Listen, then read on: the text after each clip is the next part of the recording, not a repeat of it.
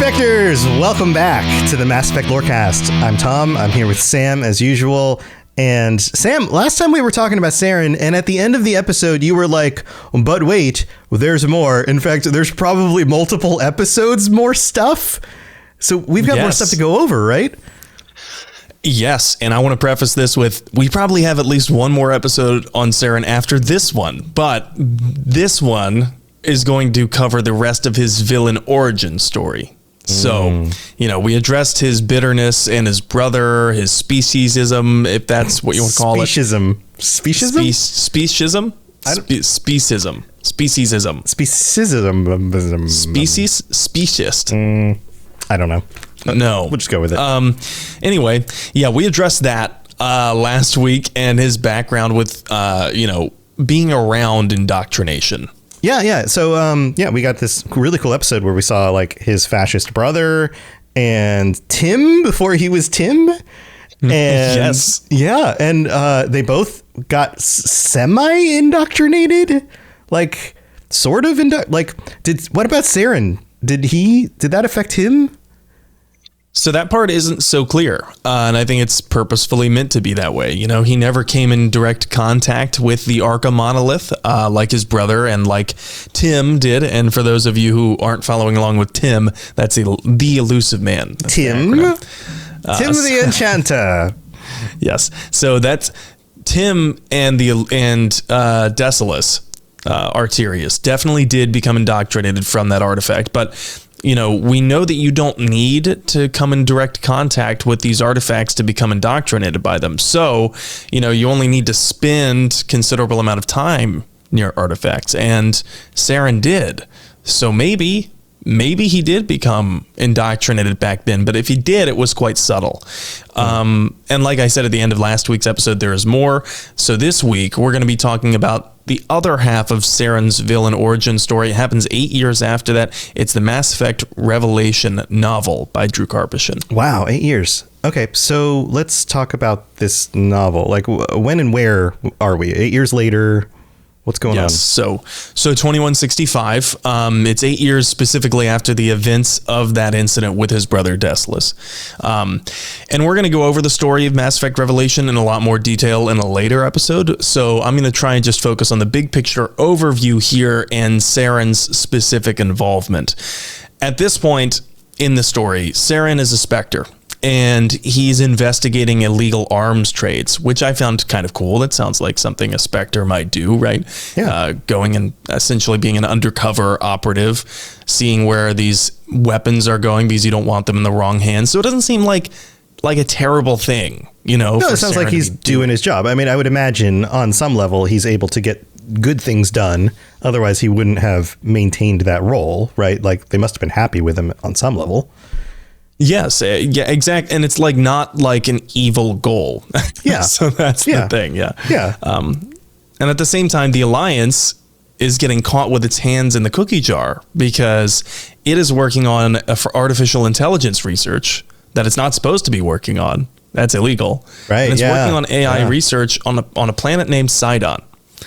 And so this is kind of all how the book starts. And so Saren's illegal arms trade investigation kind of converges paths with that Alliance facility, and it leads him to a mercenary who he tortures for information. Naturally, naturally, because when you're Saren, that's just par for the course. Okay, well, yeah, duh. And that merc, spills the beans and gives Saren some critical information that leads Saren to a human named Kali Sanders. And if Kali Sanders sounds familiar, it is because we meet her in Mass Effect 3. And there's some strong undertones when we meet her that she's Anderson's lover. Okay. Which is that's true. However, that's really not addressed. The Mass Effect Revelation novel is a prequel. Right. Much prequel to that. So big jump from those two. But we're going to talk about Sanders and how she's related to Saren. She was working on the Alliance facility on Sidon when it was attacked. And it turns out it was attacked because its lead researcher there was hiding that he was actually researching an artifact given to him by a rich Barian aristocrat. So you put the words Batarian and aristocrat together, and now my brain is searching for a picture of a Batarian with like a top hat, like and a he's monocle, twirling his mustache, or multiple monocles, maybe. He would have two monocles. Right. But would they go catty corner? Depends on how be on the same side. Classy he is, I suppose. And a mustache. Can they grow facial hair? We don't ever see any with facial hair, right? I bet it would be really scraggly and patchy. And yeah, like gross. just like, or like columns, almost like little tentacles. I'm imagining like the little hairs on spiders, you know, when you look at those really close up photos of them. Oh, we just lost like 10% of our audience. It's like, oh, nope, I'm out. Hairs on spiders. Yeah. Yeah. Hairy Batarians. Okay. So Batarian aristocrat. You know what? If anybody can do a drawing or even an AI drawing of a Batarian aristocrat and send it to us, please do. You know Post what? that on the Discord. You're just going to do it now. You know, screw it. We'll do it live. Oh man, but do they talk differently? I would imagine, or maybe the equivalent of a Batarian aristocrat is like a crime lord. It's probably very similar to that, right? Like somebody who runs a mafia or something. And that is exactly, you know what, you assumed very correctly, at least in this context, because yes, this man who gives the artifact to the lead researcher is not a good guy. He's definitely not. Right. And so we're going to get into that. And sorry, I'm generating this AI image. I'm generating it right now, and I'm doing it in an old-timey style. All right. Are you going to put it up on your screen? You should share it. Yes, I will. Yeah, here. Should I share screen? Yeah, go for it. It says host disabled participant. Oh, no. That's what it tells me. Oh, no. Yeah. I don't know how to undo that. All right. Well, here, send me the picture. And I'll send you the photo. Yeah, send me the photo. Yeah, there we go. All right. So this Batarian aristocrat shows up. I'm sure our audience is like, all right, get on with the story already. Yes, they love the visual aids in a podcast. Right. Dear. What? Which? Oh, no. Yeah, which, right. So his name is Idan Haddah, first of all, and that's partly how he was making this lead researcher was making discoveries, because he was obsessed with this artifact that he got from Idan Haddah. Saren hears about this possible connection between the Alliance and illegal AI research. And I guess because he hates humanity, he wants to like bring them down, so he pursues the lead. I'm not sure if he cares too much about the fact that it was illegal. To be honest, I don't know if Saren cares that they were breaking laws and it was extremely dangerous to be experimenting on AI. I really don't know if he cares about that part. I have it up on the screen. It has a very snooty looking face. Also, it is quite snooty. Whatever AI used, I'm not sure if they even understand what a Batarian is. No, apparently not. Apparently not. All right. Well, all right. If you can do a better drawing of a Batarian aristocrat and send it to us, post it on the Discord or whatever, we'd love to see it. Okay, so I wonder who that AI stole from. Anyway, yeah, I wonder. So Saren, humans. Clearly, Saren doesn't like humans, so this is just an opportunity for him to do terrible things to humans, right? Yeah, I think that's why he pursues the lead, and then that's how and why he becomes interested in finding Kali Sanders, because he learns that she was working there. And she's on the run because she is being hunted down because she was the squeaky wheel who found out what this lead researcher was actually doing. And the researcher hired Blue Suns, the mercenary band, to attack the facility and cover his tracks. But it turns out that money was ultimately coming from that Batarian aristocrat. But anyway, Kali survives. She escapes. Saren tracks her down to the colony of Elysium. And this is where she's trying to hide from a hired Krogan assassin. Man, we've got Batarian aristocrats, Krogan assassins, the Blue Suns. This would be actually like a cool movie or like an animated thing, you know? Yeah, this is like the Jack Bauer of Mass Effect, novels going on. There's so much going on in this book. I listened to it on audiobook, and then I got the physical book after that because it's just action packed, and you're like, oh my God, what is this? And there's like 5 different threads going at the same time, kind of like Cloud Atlas, if you ever read that. Yeah. And they all kind of converge at one point, and then you're just like, wow, my mind is blown. Anyway. Yeah, it's like a spy thriller where they're like, oh, and then there was this actual hired assassin who nobody knew who they were working for, and it's like, oh, crazy. Yes, it is exactly like a spy thriller. And it's funny you bring that up because the original pitch for Mass Effect 1 was Jack Bauer in space. Right. I don't know if I would have enjoyed that as much, but I'm sure some people would have. It's a hell of a elevator pitch, right? Space elevator pitch. Yeah. But anyway, so Saren tracks a very long elevator pitch. It's like the old load times where it's like somebody got stuck in an elevator and that also inspired the long load times. Anyway. And the long elevator rides in Mass Effect. Yeah. Right. So Saren tracks Kali down to the colony of Elysium, right? And there's this Krogan merc assassin trying to find her and kill her because, she's the squeaky wheel. Mm-hmm. And by the time Saren gets there, Kali is holed up at her father's house, trying to fight off this Krogan with an N7 operative by the name of David Anderson. The David Anderson? The David Anderson. Is this how they meet? This is kind of how they meet, yeah, because Anderson is tasked with finding out what happened at the Sidon facility, and Anderson finds out Kali survived. Now I want a David Anderson N7 prequel, like, show or game. Like, can you imagine? David Anderson is Jack Bauer in space. Oh my God. And can you imagine, like, oh, that would be... I don't want the next Mass Effect to be a continuation of the story. I want it to be a prequel where we get to be. I don't know. That's a hot take. I know it's a hot take. It's just in the spur of the moment. Maybe 2 games. Maybe we have the next game in the series, but then we have a spy novel style game with Anderson M7. I mean, what if the next game has playable flashback scenes, right? Ooh. Where you're playing in the past. That'd be cool. Yeah. But anyway, yes, this is the Anderson. And so the other thing is that I told you Kali's hiding in her father's house. Her father is the John Grisham. John Grisham, the author. Not the author. He's not going to write a book that you're going to weep about while you're sitting on the toilet for way too long and then your legs fall asleep and you stand up to try and take the turkey out of the oven, but you fall over and pull down the shirt. Wow, that's a lot. That's a lot. That definitely never happened to me. Okay. I'll take your word for it. Also, this is one of my favorite recurring jokes every time John Grisham shows up. Is to say the author. He's named after Gus Grissom, from NASA, the astronaut on Apollo. Which one was the one before they landed? Was that Apollo 10? 12?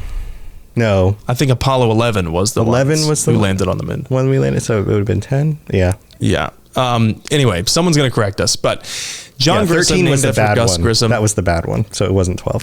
Yeah. Yes, it wasn't 13. Right. John Grisham, for those of you who don't already recognize John Grisham's name in Mass Effect lore, it's John Grisham was the first human being to go through the Charon Relay and explore the rest of space. So really a brave figure, but then after that goes into a deep decline after he retires and is very much the stereotypical grizzled, has been. And alcoholic and whatnot, but it turns out that he is Kali's father, and that's where she runs to hide, and then Anderson meets up, and it turns out Anderson had a background with Grisham as well, because they were in a relationship before. Also, they previously dated? Were in a relationship. No, Grisham was the one at Anderson's N7 graduation ceremony. Which was basically on the eve of the First Contact War. Oof. All of these key, important situations tying together. Exactly. And then here comes Saren, right? Here comes Saren marching into this all-out brawl that's happening at John Grisham's house with Kali Sanders and David Anderson trying to fight off a Krogan assassin. And in walks Saren. So this is like a totally batshit story to begin with, but...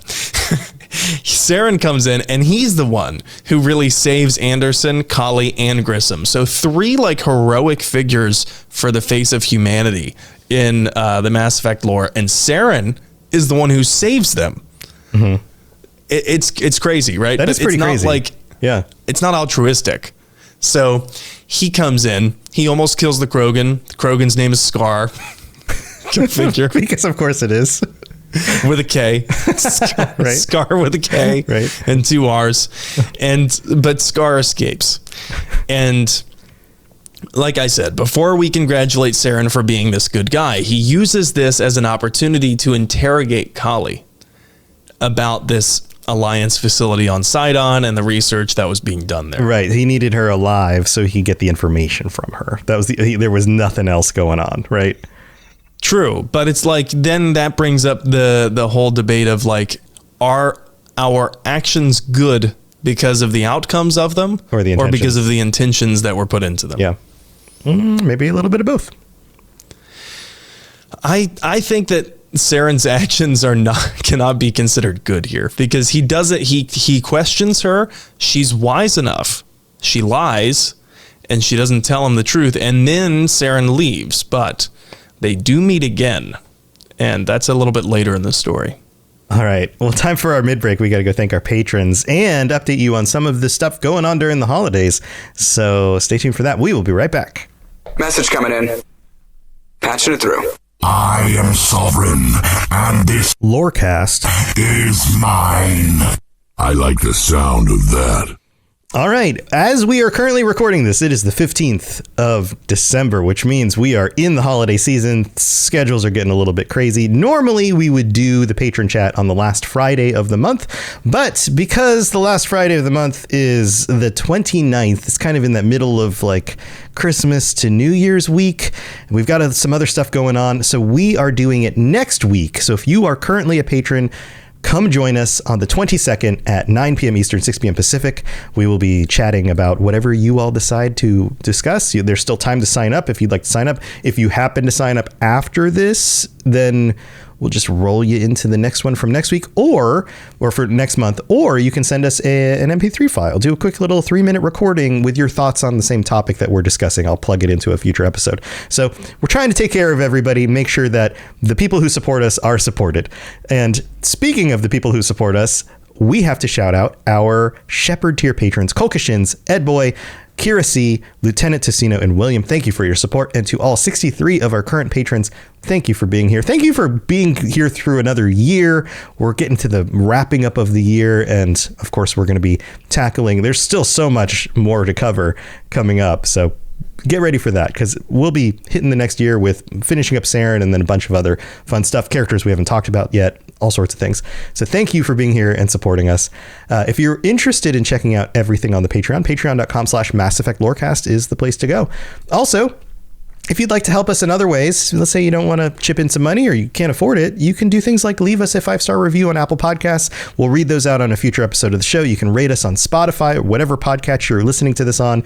You can tell your friends. You can join us on the Discord and just say, hey guys, I really like that last episode. Any of that stuff. All of that positivity all helps, and it makes us feel really good when you respond. So thanks for being there for us. Hope you have a wonderful holiday, and if you're a patron, we'll be, or at least if you're a tier 4 or higher patron, we'll be chatting with you next week.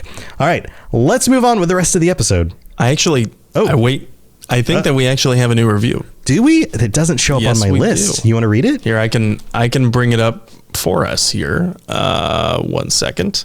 It is from Tactical. Hold on, I just lost it. Oh no, it's gone. It's Are you making this up with AI? I am not making this up on the fly. If I this weird review is by the Barian Aristocrat. Thanks. If I did, then I'd be a lot better at naming things. I hope somebody signs up for our Patreon under the name Barian Aristocrat. Tactical Batarian. No, okay, here it is. I got it. Tactical Apprentice leaves a 5-star review and says, great for fans of the series. I'd hope so. It's great for everyone but fans of the series. Tactical Apprentice says, the level of depth that Sam and Tom go into in some of these episodes makes me question how they have so much free time to explain the lore. I also have the same question. Sam does the notes. He does the research, and then I catch up on everything, and then we do the episodes, and I have to give it to him. He does a lot of work to get the notes done. I do the editing and the other stuff, but dude, you do a great job. So just But had to Tom, I'm like Charlie Day from It's Always Sunny with the string board and the cork board and, the red strings. Right. But all right. So Tactical Apprentice also says, I've been a fan for half my life and I cannot hold a candle to Sam. Oh, that's kind of you. Great podcast with positive vibes. If you've ever wanted to know more, this is now your go-to codex. Awesome. So nice. Thank you for sharing that. All right. Yes, thank you, Tactical Apprentice. Yeah. All right. Well, time to move on with the rest of the story about Saren and all of this wackiness. Here we go.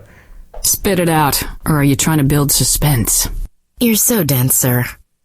Obviously, I do not know as much about human relationships as I thought. All right. So we've got Saren. We've got this Krogan assassin named Scar. Scar. So what happens next?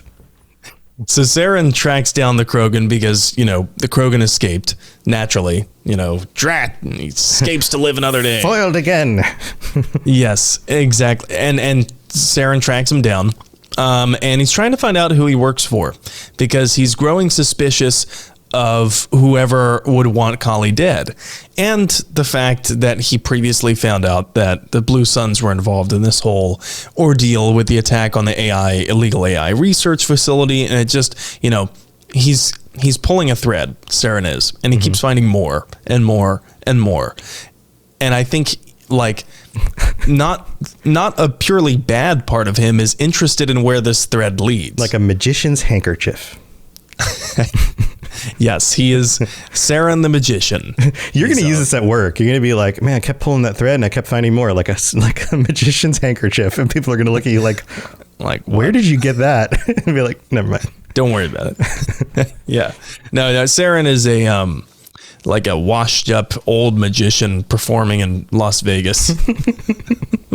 He's tired of his job. No, that'd be great. No, but Saren finds Scar, and the Krogan is sent to blow up a manufacturing facility on a planet named Kamala because it contains evidence of the connection between the Batarian and the Alliance research facility. So in other words, it could be used to prove that this Batarian organized the attack on the Alliance facility on Sidon. Yeah, get rid of all the evidence. Yes, get rid of the evidence. So the Krogan does blow it up, and there's a survivor, and Saren questions her. He really likes interrogations, and I think it's kind of a recurring theme in this book. It's not really surprising to anyone, I think, that Saren kills people after he interrogates them, typically. Maybe he's just really upset because he didn't get that job at late night as the host. He just really wanted to be an interview people all the time, and he's like, oh, well, if I can't do it this way, I'll do it this other way. He's the dark interviewer. Yeah. He's like the Nightcrawler of late night show hosts. Okay. Going and making his own horrible, wicked interviews.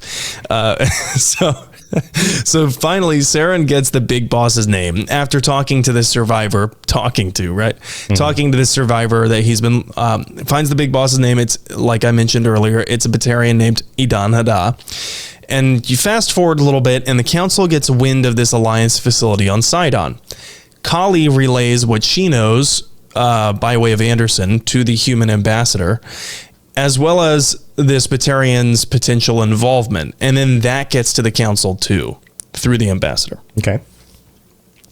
The council chooses to sick their Spectre Saren on this Batarian, Idan Hada. And I think it kind of seems like in the book it's an easy choice for them. Maybe because Idan Hada is a Batarian. Yeah. He doesn't have representation the same way the other races do. Right. And the Batarian hegemony is just a total foil. You know what I mean? They're space orcs. Right. Oh, they're just bad guys. Even if they're aristocrats, they're still just bad guys. Right. So no one really, has a problem with it. So they send Saren after Idan Hada. And then the human ambassador, whose name is Anita Goyle, she asks to have the N7, David Anderson, accompany Saren, so that maybe he can be evaluated for admission into the Spectres. Yeah, we talked about how he was potentially going to be a Spectre and then never shook out, right? Yeah, and this is the same exact story Anderson tells us from Mass Effect 1. And if you remember, it does indeed end in flames. So we heard Anderson's recounting of this story before, but now we're going to see more of an omniscient point of view. You remember how Kamala was the planet with that manufacturing facility that the Krogan blew up. Right. Well, it had ties to the Alliance facility. And Kali had gone there to the planet Kamala to look for some stuff that needed to be shuffled off the planet now with and she needed to be shuffled off the planet, rather, with a military escort. And so Saren knows this. And on purpose, he leaks her location and that she is being extracted by Marines on the SSV Iwo Jima. Okay, so, I mean, we know he doesn't like humans, and we know they now have a history, but why leak her location? Because he knew that it would draw out Haddah. So he's using her like bait, basically. Yes. Yeah. Yes, he's totally using her as bait. Anderson hates it. Anderson gets livid. He's pissed. That's my love. That's my love child. I mean, not love child, but Wait, that would what? be weird. No, that's my sweet baby. I don't know what. That's my sugar pie. That's my sugar mama. I don't know. What do you call somebody that you like? I can't say that's Sweetheart. my lover. Lover is like cringy. So I was trying to go with something funny. What, sweetheart? And then that's my sweetheart. Yeah, I guess that. Well, it's Yeah. not. I don't know. I was really reaching for something that just came across as slightly awkward, but also funny. But I totally didn't nail it. But anyway, That's my sugar booger. sugar Anyway. booger. There you go. That could have worked. So they're not actually, Anderson and Sanders are not dating yet. Sure. Or really, they're Sure not they even aren't. sleeping together. In fact, they have this tense, almost kiss scene that doesn't happen in the book. Okay. But there is that attraction there. And so he cares about her beyond what you would care for just, someone you're working on an investigation with. And Anderson's pissed off about it.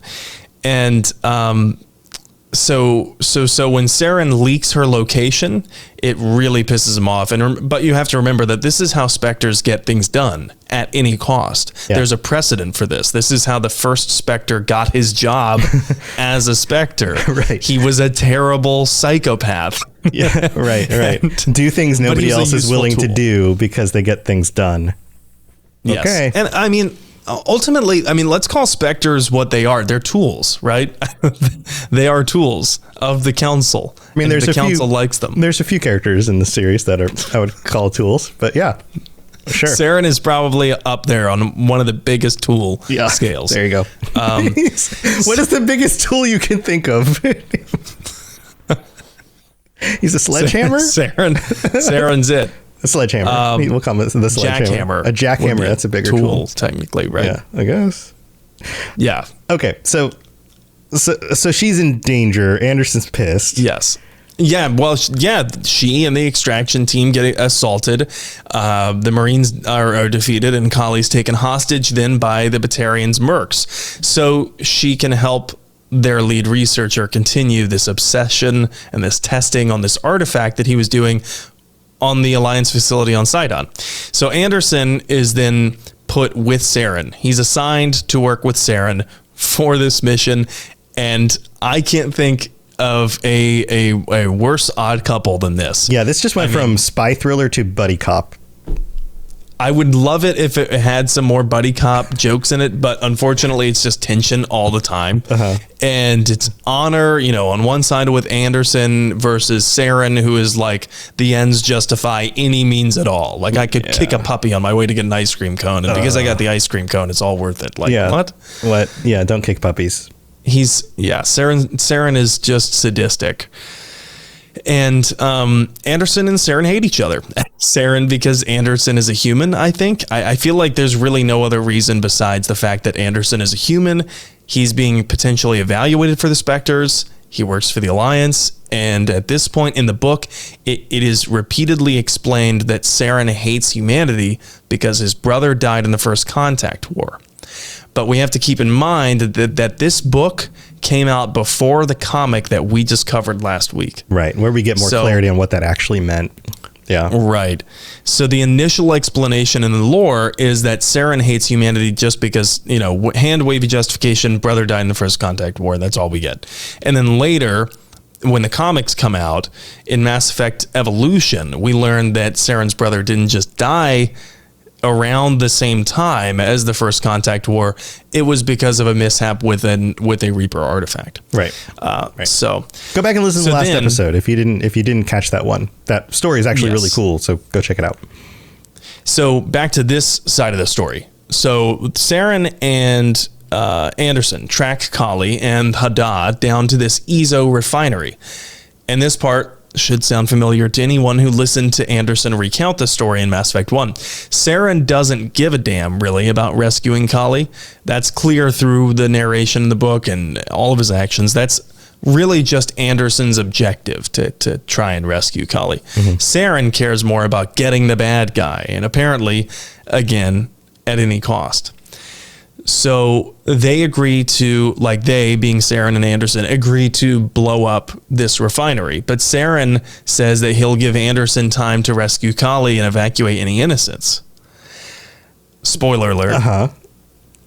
He doesn't. Yeah, okay. I kind of thought maybe that was coming. Okay.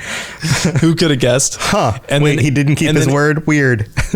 Yeah, and then also, spoiler alert, huge spoiler, right? Because we know that Anderson and Kali are alive in later games. Anderson and Kali barely escape. Nice. And the alarms are blaring. I went back and actually reread some of the pages about this part. The alarms are blaring. People are panicking. Saren uses it as kind of a cloak to infiltrate. You know, he's taking advantage of this chaos that he has purposefully sowed. Right. And he doesn't care if they get out or whatever, as long as he gets the bad guy. Right. He doesn't give a damn about anyone else there. And he finds Idan Hadad and this lead researcher, and he kills them. Just like, boom, dead. Yes. He kills them. No dramatic, just like, found them dead. Well, he talks with them, and then he basically just kills them. I can't remember the exact details, but that's what I remember. He talks with them, he kills them. The refinery blows up after he leaves.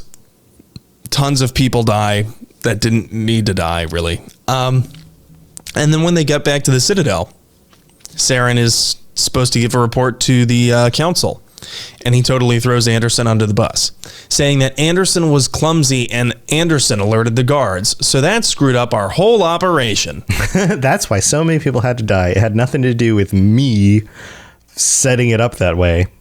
It was probably this filthy human's fault. Yeah. That's my alien, judgmental alien voice. Yeah. Maybe we talk about funny things like this all the time. It would be fun to go back and redo Saren's voice in a mod and make it sound like a, mustache twirling villain. Like, meh, Anderson, it was Anderson's fault, I tell you. And he just flies away on his little hoverboard. Yeah. Right. So and spoiler alert again, the council fucking eats it up. They're like, oh yeah, I bet it was this filthy human's fault. Right. And of course they're going to believe the Spectre. So sure. Yeah. Hunter here in chat, literally at the same time as I'm saying that, posts, and they just ate up his bullshit. No, you're absolutely right. Yum, yum, yum, yum, yum. What's that famous TikTok live streamer say? You know what I'm talking about? That yum yum yum. No, I don't. I don't know what this is at all. It's like visual cancer. Anyway, I don't need to recount. Maybe it's a good For our thing listeners who are unaware, you will lose brain cells watching that. I promise. If you haven't lost some listening to us, but okay. So basically, it's a Spectre's word against a human's, and the race,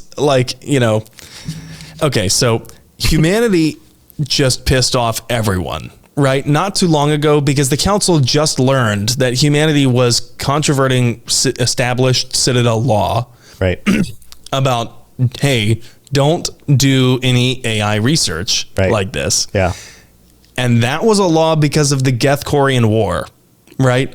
Actually, no, I'm sorry. The Corians were violating the AI laws. So they were already established before that. Now I'm second guessing my own knowledge of the lore. I'm going to have to go back and double check. But I do know that the Corians were already in hot water and they didn't want to own up to it when it was happening. So that's why they kind of tried to sweep everything under the rug with the Geth when it looked like they were becoming sentient. But anyway, this is a foregone conclusion, right? About who is going to be trusted, Saren or the human. The human, it's still very fresh in the Citadel Council race's minds that humanity was conducting illegal artificial intelligence research. They're not on their front foot about trying to earn trust. Right. And Saren, the Turian, and their most decorated Spectre of all time, is telling them that, yeah, this clumsy human alerted their guards and made a whole mess of it and blew the whole thing up. A lot of people died. Anyway, Right. Anderson is not inducted into the Spectres. He loses his shot. And the really heartbreaking thing is Anderson blames himself about this, but he's also pissed at Saren. But he does blame himself, I think. I think that's a healthy thing to do, is be upset with the situation, the person who threw you under the bus, but then also still look inward and go, okay, could I have done anything different? Could I have made this work out better? Don't take all the blame, but still look inward and find something to learn from it and move forward, right?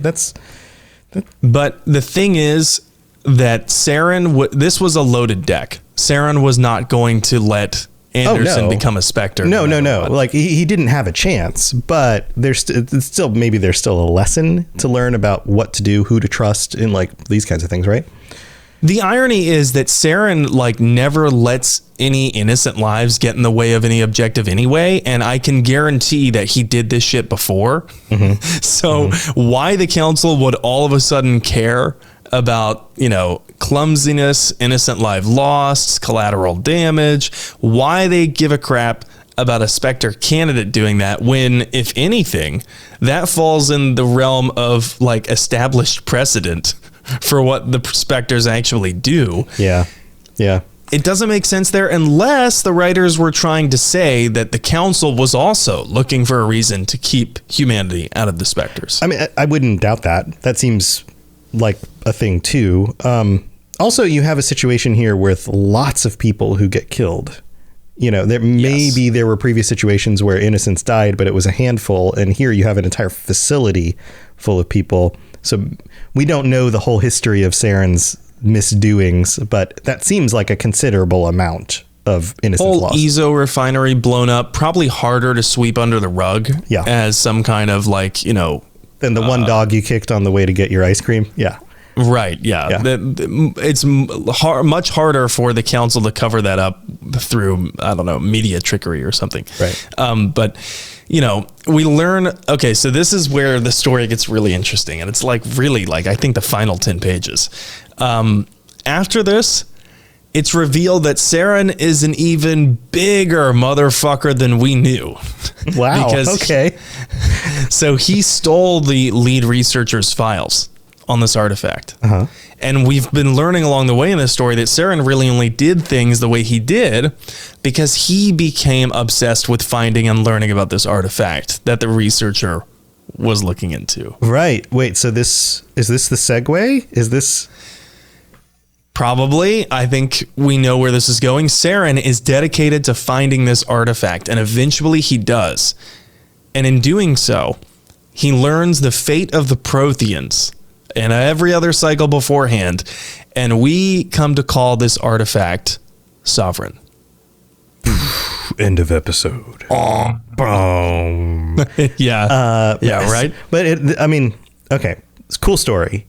This calls into question where we started with was he already indoctrinated?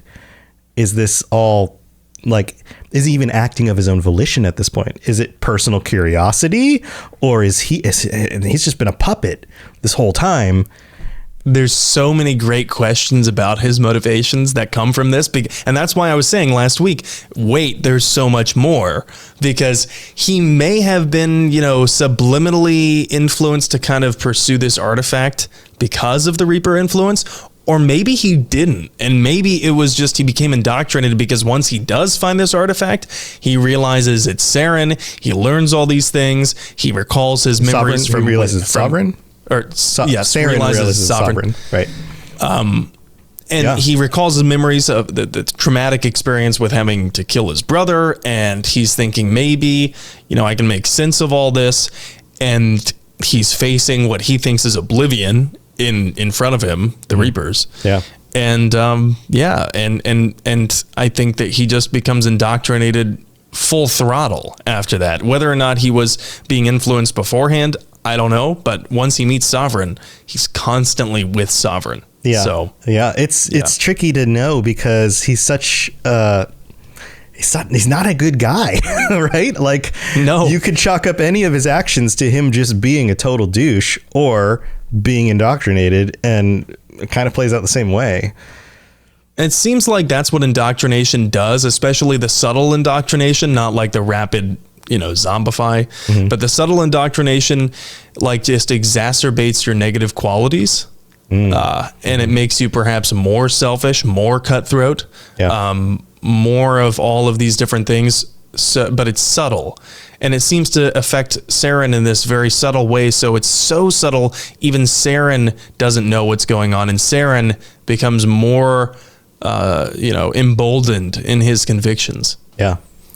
Interesting. I would love to hear our listeners' perspectives on this. When do you think the indoctrination actually set in, and how was he affected? Because it's a gray area. I mean, I suppose you could come up with your own headcanon because we don't officially know, which is fun. No, I mean, no, there's no specific point like he is now officially indoctrinated. It's a gradual process, right? Like all of a sudden his eyes glow and you're like, oh, there it is. Yeah. Right.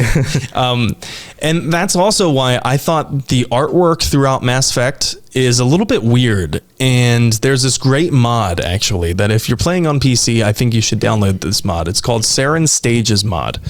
And what it does is, in the beginning of Mass Effect 1, Saren looks closer to the artwork with like the initial artwork of how he was going to be originally depicted, which is a little bit feeble as this like older guy in these flowing dark Sith robes almost. Okay. And then throughout the game with the Saren Stages mod, he becomes upgraded with Reaper technology. And he mentions this in dialogue throughout the games. I've accepted some upgrades, Shepard. Right. And yet he doesn't physically look any I've accepted some different upgrades, Shepard. Right. Doc Ock level stuff. And he doesn't, and yet in the vanilla game, he doesn't look any different from how he did look. So the lines are kind of confusing. But anyway, that's a great mod if you want a lore friendly mod to install. But yeah, this is how Saren meets Sovereign. Oh, is this a Lifetime special now? It's a rom-com. Oh, sweet. Cool. Wouldn't it be nice if we were older? Yeah. They're like holding hands and skipping around downtown through the tulips. Yeah. Let's go to the park. Yeah. Yay. Yeah. All right. Well, hey, it's cool stuff, but that's not the end. We've got more Saren coming up. But wait, there's more. There's more Saren. Yeah. We got to talk about Saren throughout Mass Effect 1. So I'm thinking that'll probably be sometime in the new year. Yeah, so next week, Patron Chat. The week after that, the holiday special is going to go up where Sam and I and a bunch of other hosts across the network talk about some of our favorite things that happened this last year. We wanted to keep it positive. We want the holidays to be positive. We want you to enjoy spending time with your family. And who knows, maybe some of the things we talked about, you'll be like, oh, that sounds really cool. I want to go check that out. And then we'll be back after that to follow up with the Saren stuff. So hopefully you can hold out a little while and be okay with that. But thank you for tuning in, everyone. Thank you for being here. Chat, love the comments and the conversation. And Sam, you got anything else you want to share before we head out? That's pretty much it. Merry Christmas. Happy holidays to everyone. I am streaming on Saturdays, continuing my personal canon playthrough. I just started Mass Effect 2, and I'm about to recruit Morden. So this should be pretty fun. If anyone wants to come by and hang out and just talk, you can find me on Twitch or Twitter at N7TheLegend. Awesome. Yeah, and you can always go to robotsradio.net for all the different shows on the network, including my other shows. So if you're in the Starfield, Mass Effect, which is the show we're doing right now, it's like they go in a certain order in my brain. Fallout, Elder Scrolls, and Lord of the Rings, and you're looking for lorecasts on that stuff, go check out my other shows. And thank you for being here. Have a wonderful holiday, and patrons, we will see you next week. Stay safe out there, and don't trust a guy named Saren if you meet one and he's got like a mustache, or a Batarian with a top hat. That guy, right out also. All right, see you next time. Thanks for tuning in to the Mass Effect Lorecast. We'd love to hear your opinion and thoughts on the lore of Mass Effect. Reach out to us on Twitter at Mass Effect Cast, or check out the Robots Radio Discord. Also, you can send us an email at masseffectlorecast@gmail.com.